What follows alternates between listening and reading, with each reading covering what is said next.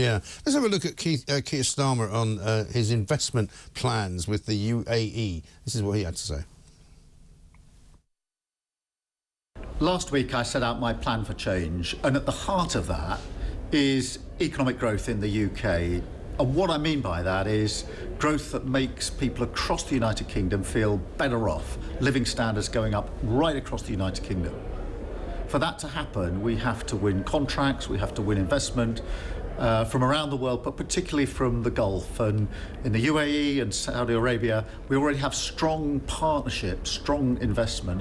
I'm here to take that to another level, to get that further investment into the United Kingdom so that that is then felt in the pockets of working people across the country. Living standards go up, people feel better off.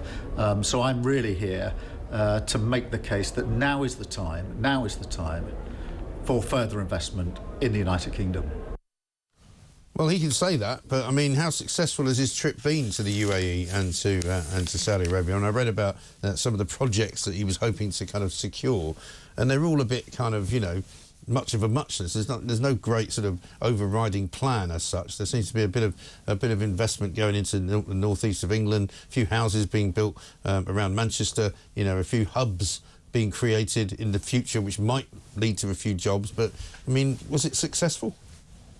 Well, he's still got another day out there. He's there for the rest of the day, so let's see what he comes up with. But I think that the trouble is, the underlying problem for this government is that growth is forecast for the next 5 years to be particularly low, sort of 2% or under. So I think the government really needs to try to come up with more proposals, or they are just not going to be able to turn things around in 5 years. No. It's going to be it's effectively whoever is in power. It's almost like a 10-year plan just to even think about getting growth in this country, as those growth figures we heard at the budget were so low. And we have Rachel Reeves out today. She's talking about she's launching that spending review, cutting waste and inefficiency in the system.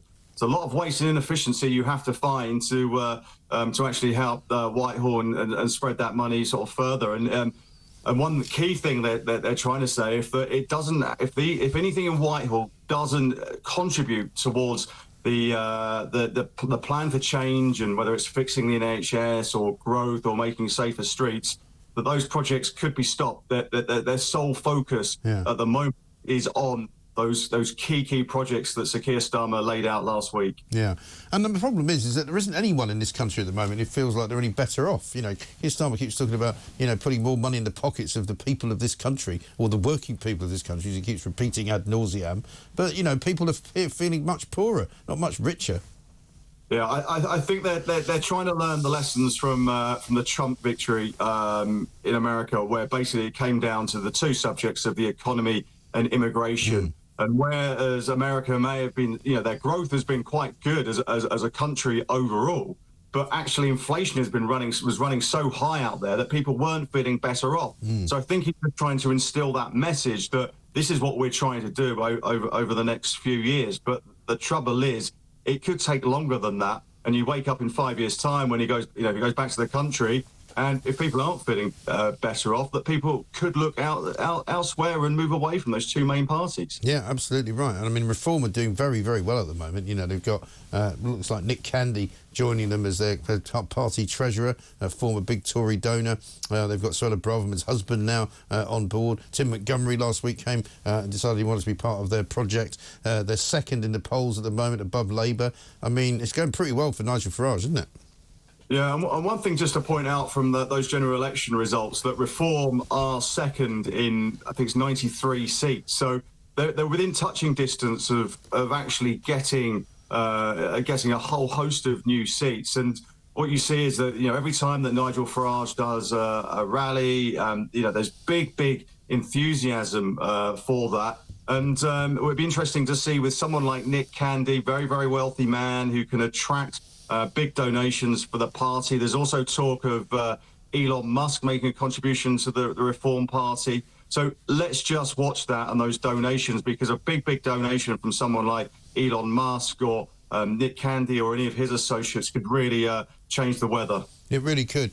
And speaking of the weather, which isn't great at the moment in terms of coming over from Calais, I dare say. I mean, if the government can suspend asylum seekers' claims from Syria, it basically means that they could do it for almost all claims, because people in Poland, I think the government are doing that in Poland, in Austria, Germany have come quite close to doing it as well. You know, it's probably the next step, isn't it, if they really want to convince the public that actually they want to do something about this backlog. Yeah, no, exactly. I think we get down into a whole sort of legal quagmire of suspending asylum claims. I think you just have to work out what kind of country these people are coming from, places like Iraq and Afghanistan. I think at the moment, in those particular cases, it might be quite difficult to suspend those cases, because actually there may be a real fear of persecution or harm being caused to them or their families if they go back. So I think one step at a time. I think Syria, there obviously is a legitimate argument, and I think one thing the government will be looking at is trying to say, well, if it now is safe, if Syria doesn't descend into civil war, that there is an argument for sending them back, and that's why they suspended those claims. Yeah, absolutely right.